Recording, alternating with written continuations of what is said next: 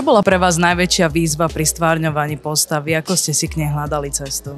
Viete čo, to sú také banálne otázky, úprimne vám poviem. Ja si nehľadám cestu, už mám dosť rokov na to a páčilo sa mi to, je to práca, snažila som sa to odviesť čo najprofesionálnejšie, najpokornejšie a sympatické na nej bolo, že každá negatívna postava má v sebe aj niečo pozitívne, tak si myslím, že dúfam, že sa mi to podarilo.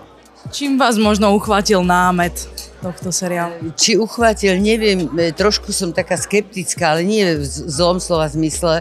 Neviem, či divák bude, to skutočne také, by som povedala, science fiction po slovensky, ale zase sa mi páči, že je tam taký dôkaz toho, že Božie mlyny sú spoľahlivá firma. Blížia sa nám Vianočné sviatky, ako ich budete tráviť? Ja viem, že vy veľmi rada pečiete a varíte. Pečiem, varím, ale vianočné zákusky nepečiem. Pečiem iba jeden druh, volá sa to marokánky, to je z kandovaného ovocia, pomarančová kôra a takéto. A inak možno, že sa vybičujem k vanilkovým rohličkom, ale variť varím, samozrejme kapustnica, kapor, rýsky, šaláty, všetko musí byť. Ale v Maďarsku, žijem v Rajke, majú veľmi dobré, hotové, linecké a neviem aké, tak možno, že kúpim tak symbolicky. Super, ďakujem pekne za rozhovor. Pekné Vianoce.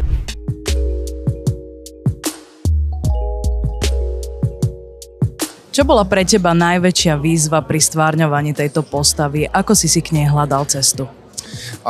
Pre mňa to bolo osobne nájsť Ferkovi nejaké špecifické výrazové prostriedky, keďže sme si ho zadefinovali ako autistu, respektíve niekde na autistickom spektre, tak nájsť si vlastne nejakú mieru tých vyjadrovacích prostriedkov, čo bude uveriteľné, neprepálené, nie karikatúra, chcel som sa k tomu postaviť akože s rešpektom.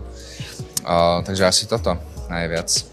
Čím ťa najviac zaujal námet, keď si prvýkrát čítal scenár? Pre mňa osobne to bola hlavne moja postava.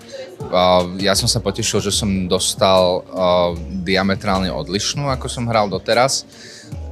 Že to bude výzva, takže pre mňa toto, ale okrem toho som sa potešil, že môžem robiť s koňami, lebo ich považujem za fascinujúce zvieratá. Blížia sa nám sviatky pokoja, ako ich budeš tráviť ty? S rodinou. Áno, s rodinou a tak. Máš nejaké obľúbené vianočné jedlo? Majonézový šalát je akože topka pre mňa od detstva, asi bude až kým nezomrem. Milujem majonézový šalát. To je taká klasika, hej. A nejaký obľúbený vianočný film? Sám doma, asi som veľmi nudný v tomto, ale s priateľkou vlastne a s jej rodinou máme takú každoročnú, alebo oni teda majú každoročnú tradíciu, ktorej som sa pridala aj ja, že pozeráme Sám doma. Zdravím, volám sa Dávid Užák a prajem sledovateľom Koktejlu príjemné prežitie Vianočných sviatkov.